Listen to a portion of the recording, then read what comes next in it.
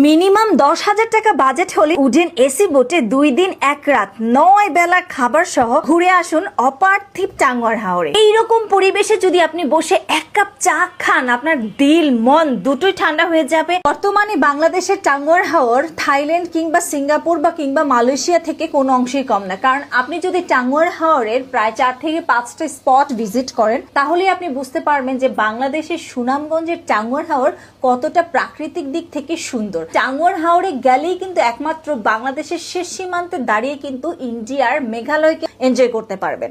আর এই ট্রিপে আমাদের ভ্রমণ সঙ্গী হলো জলগুটি। এইটা হচ্ছে বোটের লবি, যেখানে বন্ধু বান্ধব নিয়ে গেলে ধুমাইয়ে আড্ডা দেওয়া যাবে আর এইখানের বসে ফিল নেওয়া যাবে 100তে 100। আর এইটা হচ্ছে আমাদের ক্যাবিন, যেখানে আমরা 2 দিন 1 রাত থাকবো। একটা ফ্যান, একটা এসি, একটা বেলকনি ছিল, একটা অ্যাটাচড ওয়াশরুম ছিল।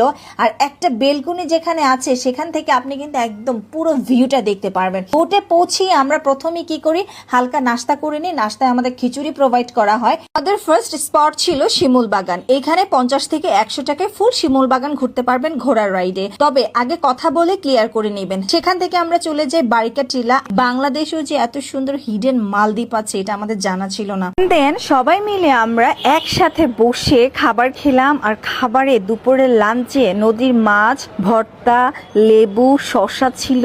খুবই মজা লেগেছে খাবারটা, হাওরের মাছ বলে কথা। পরের দিন সকালবেলা উঠেই আমরা চলে যাই আরো বেশ কয়েকটা স্পটে। তার মধ্যে নীলাদ্রি লেক ছিল এবং আমি কিছু ইন্ডিয়ান প্রোডাক্ট পারচেজ করি। এবং আমার পছন্দের একটা স্পট ছিল হচ্ছে লাল পাথর ঝর্ণা। দুপুরবেলা চলে যাই কোথায়, সবার প্রিয় পছন্দের জায়গা ওয়াচ টাওয়ার।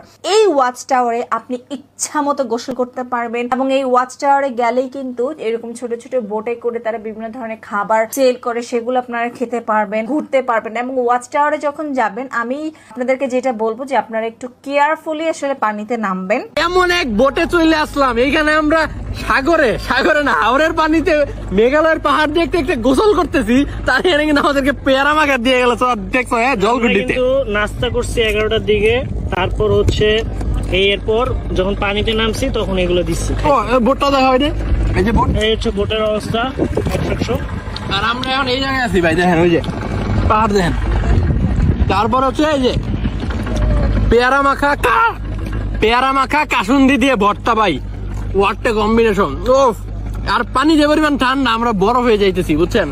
সো ফাইনালি তোমরা যারা যারা চাচ্ছ এই সিজনে হাওরে ভিজিট করবা, কোন বোটে যাবা, তোমরা চাইলে কিন্তু ডেফিনেটলি তোমাদের চয়েসে জলঘুটি রাখতে পারো। এইটা আসলে আমার কাছে মনে হয় সবাই এফোর্ড করতে পারবা। সো তোমরা যারা যারা যাচ্ছ বা গিয়েছো, হাওর কেমন লেগেছে সবাই কিন্তু আমাকে কমেন্ট করে জানাবা। আল্লাহ হাফিজ।